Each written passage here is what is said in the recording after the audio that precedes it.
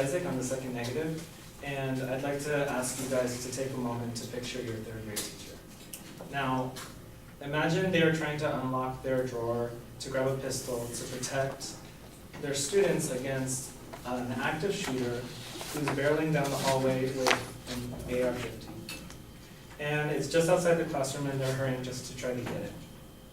Now, we're assuming that these teachers are going to be, in their plan, are going to be willing to carry the guns in the schools.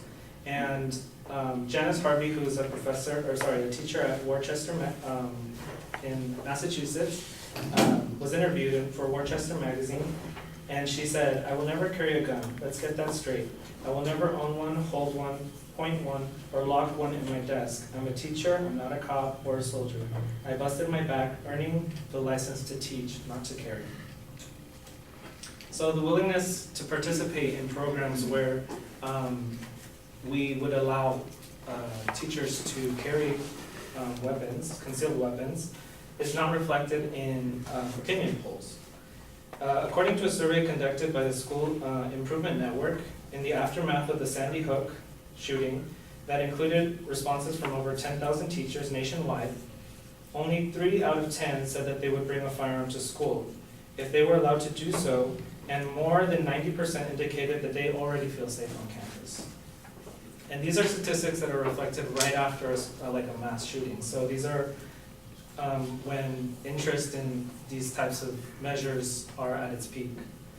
And to speak to the effect of the effect that you would have for a pistol to confront someone with a semi-automatic weapon,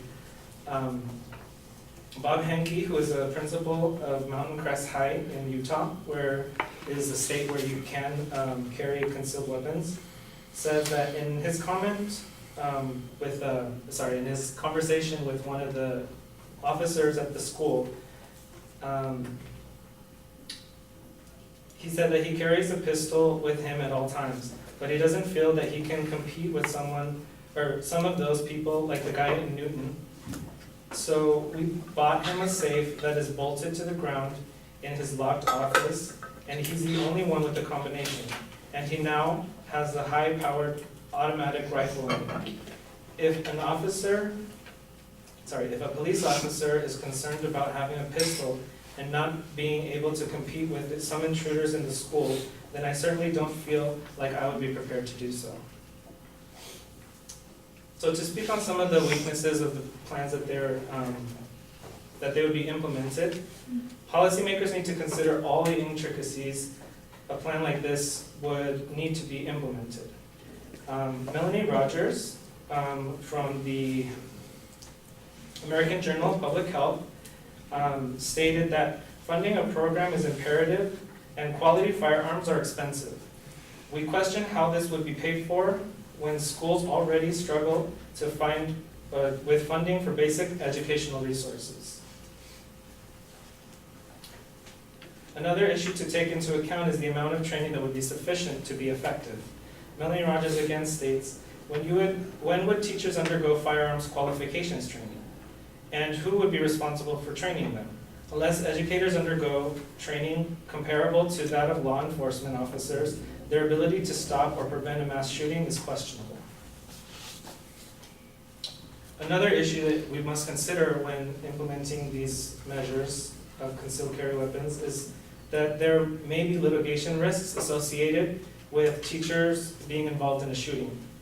So if a teacher fails to stop a school shooting in progress or happens to hurt, as Chris said, in the process another party other than the shooter, the school or the teacher could be held liable and open to lawsuits. And some educators don't want to even feel like some educators don't even want to work where there are guns allowed. Educators, Melanie Rogers again states in the American Journal of Public Health that educators may not wish to work in such conditions. Multiple professors resigned from the University of Texas after firearms were permitted on campus.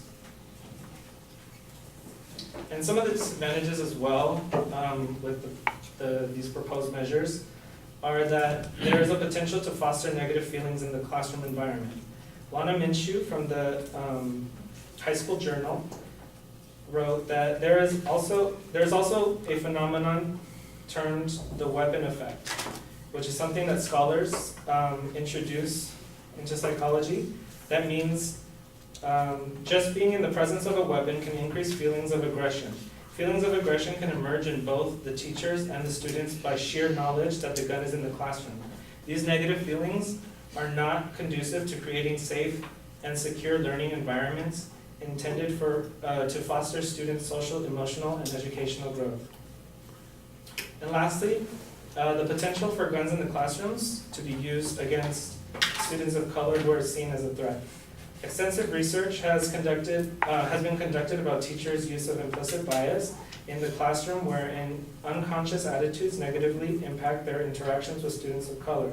These implicit biases manifest themselves in students of color being disproportionately identified as behavior problems in the classroom.